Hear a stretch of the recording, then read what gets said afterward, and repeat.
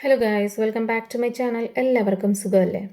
23-ാം വയസ്സിൽ ഇന്ത്യക്ക് വേണ്ടി, ഇന്ത്യയുടെ സ്വാതന്ത്ര്യത്തിനു വേണ്ടി സ്വന്തം ജീവിതം ത്യാഗം ചെയ്ത വീരപുരുഷനാണ് സർദാർ ഭഗത് സിംഗ്. അദ്ദേഹം ഒരു വിപ്ലവകാരി മാത്രമല്ല, ഒരു ഇതിഹാസം കൂടിയാണ്.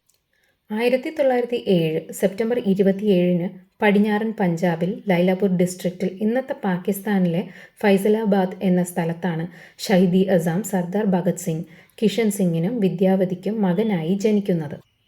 13-ാം വയസ്സിൽ പഠനം നിർത്തി ഭഗത് സിംഗ് ലാഹോറിലെ നാഷണൽ കോളേജിൽ യൂറോപ്യൻ റവല്യൂഷണറി മൂവ്മെൻറ്റ്സ് പഠിച്ചിരുന്നു. വീട്ടുകാർ കല്യാണത്തിന് നിർബന്ധിച്ചത് കാരണം വീട് വിട്ട് കാൺപൂരിലേക്ക് ചെന്നു. 1926-ൽ ഭഗത് സിംഗ് നവജവാൻ ഭാരത് സഭ സ്ഥാപിച്ചു. അതോടൊപ്പം ഹിന്ദുസ്ഥാൻ റിപ്പബ്ലിക്കൻ അസോസിയേഷനിൽ ഒരു അംഗമായി.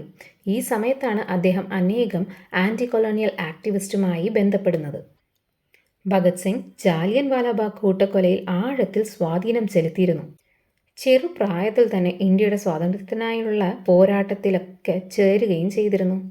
ലാഹോർ ഗൂഢാലോചന കേസ്, ബ്രിട്ടീഷുകാർക്കെതിരെ പ്രതിഷേധം, സെൻട്രൽ ലെജിസ്ലേറ്റീവ് അസംബ്ലിക്ക് നേരെ ബോംബ് ആക്രമണം എന്നിങ്ങനെ നിരവധി വിപ്ലവ പ്രവർത്തനങ്ങളിൽ അദ്ദേഹം പങ്കാളിയായിരുന്നു. അദ്ദേഹത്തിൻ്റെ ധൈര്യവും ത്യാഗവും പല തലമുറകളെയും പ്രചോദിപ്പിക്കുന്നുണ്ട്. ഭഗത് സിംഗ് തൻ്റെ വിപ്ലവ പ്രവർത്തനങ്ങളിൽ നിരവധി സുപ്രധാന കേസുകളിൽ ഉൾപ്പെട്ടിരുന്നു. അതിൽ പ്രധാന കേസുകൾ ഇവയാണ്. ലാഹോർ ഗൂഢാലോചന കേസ്. ഭഗത് സിംഗ്, ശിവറാം രാജ്ഗുരു, ചന്ദ്രശേഖർ ആസാദ് എന്നിവരോടൊപ്പം 1928 ഡിസംബർ 17-ന് ലാഹോറിൽ വെച്ച് British police officer John സാൻഡേഴ്സിനെ വധിച്ചിരുന്നു. Lala Lajpat റായിയുടെ മരണത്തിന് പ്രതികാരമായി അവർ വധിക്കാൻ ഉദ്ദേശിച്ചത് സീനിയർ ഓഫീസറായ ജെയിംസ് സ്കോട്ടിനെ ആയിരുന്നു. പകരം തെറ്റിദ്ധാരണയിൽ അവർ കൊന്നത് ജൂനിയർ ഓഫീസറായ പ്രൊബേഷനിൽ ഉണ്ടായിരുന്ന ജോൺ സാൻഡേഴ്സിനെ ആയിരുന്നു. മാസങ്ങളോളം ഭഗത് സിംഗ് ഒളിവിലായിരുന്നു. Central assembly bombing case.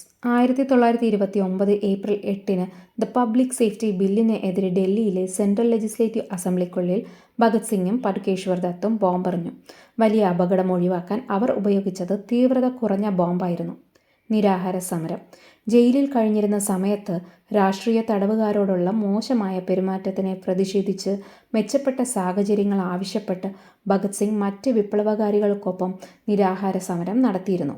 ഇത് കൂടാതെ പല ആരോപണങ്ങളും അദ്ദേഹത്തിൻ്റെ പേരിൽ ഉണ്ടായിരുന്നു. ബനാറസിയിലെ ഒരു പോലീസ് ഇൻസ്പെക്ടറെ കൊലപ്പെടുത്താനുള്ള ശ്രമം, മൗലിമിയ ഗ്രാമത്തിലെ ഒരു വീട്ടിലെ കവർച്ച, വിലപിടിപ്പുള്ള വസ്തുക്കൾ കൊള്ളയടിക്കൽ തുടങ്ങിയ നിരവധി കുറ്റങ്ങൾ ഭഗത് സിംഗിന് നേരിടേണ്ടി വന്നിരുന്നു. ഈ കേസുകളൊന്നും തന്നെ ഇന്ത്യയുടെ സ്വാതന്ത്ര്യ സമരത്തോടുള്ള അദ്ദേഹത്തിൻ്റെ തീവ്രത കുറച്ചിരുന്നില്ല. ഇൻകുലാബ് സിന്ദാബാദ് എന്ന മുദ്രാവാക്യം സ്വാതന്ത്ര്യ സമര സേനാനിയും കവിയുമായ മൗലാന ഹസ്രത്ത് മൊഹാനിയാണ് രൂപപ്പെടുത്തിയത്. പിന്നീട് ഭഗത് സിംഗും അദ്ദേഹത്തിൻ്റെ സഹപ്രവർത്തകരും ബ്രിട്ടീഷ് കൊളോണിയൽ ഭരണത്തിനെതിരെ നടത്തിയ വിപ്ലവ പ്രവർത്തനങ്ങളിൽ ഈ മുദ്രാവാക്യം പ്രചാരത്തിലാക്കിയിരുന്നു. തൻ്റെ വധശിക്ഷ നടപ്പിലാക്കിയ ദിവസം ഭഗത് സിംഗ് ജർമ്മൻ മാർക്സിസ്റ്റായ ക്ലാര സെറ്റ്കിൻ എഴുതിയ റെമിനിസൻസ് ഓഫ് ലെനിൻ എന്ന പുസ്തകം വായിക്കുകയായിരുന്നു. തൂക്കിലിടും മുമ്പ് അദ്ദേഹത്തിൻ്റെ അവസാനത്തെ ആഗ്രഹം എന്താ എന്ന് ചോദിച്ചപ്പോൾ അദ്ദേഹം ലെനിൻ്റെ ജീവിതത്തെക്കുറിച്ച് പഠിക്കുന്നതാണെന്നും മരണത്തിന് മുമ്പ് ആ പുസ്തകം പൂർത്തിയാക്കണം എന്നുമാണ് പറഞ്ഞത്. മരണശേഷം ഭഗത് സിംഗിനെ ഇന്ത്യക്കാർ ഒരു ഹീറോ ആയി ആഘോഷിച്ചിരുന്നു. ഇന്നും ആഘോഷിക്കുന്നുണ്ട്. പറഞ്ഞിരുന്ന ദിവസത്തിന് ഒരു ദിവസം മുമ്പ് തന്നെ ഭഗത് സിംഗിനെ തൂക്കിലിട്ടു. അദ്ദേഹത്തിൻ്റെ ബോഡി പോലും വീട്ടുകാർക്ക് കൊടുക്കാണ്ട് രാത്രി തന്നെ ആരും അറിയാത്ത സ്ഥലത്തേക്ക് മാറ്റുകയും ചെയ്തിരുന്നു.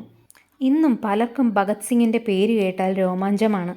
അപ്പോൾ ഇതുപോലത്തെ കൂടുതൽ ഇൻഫർമേഷൻ കിട്ടാനായിട്ട് എൻ്റെ ചാനൽ സബ്സ്ക്രൈബ് ചെയ്യാൻ മറക്കല്ലേ.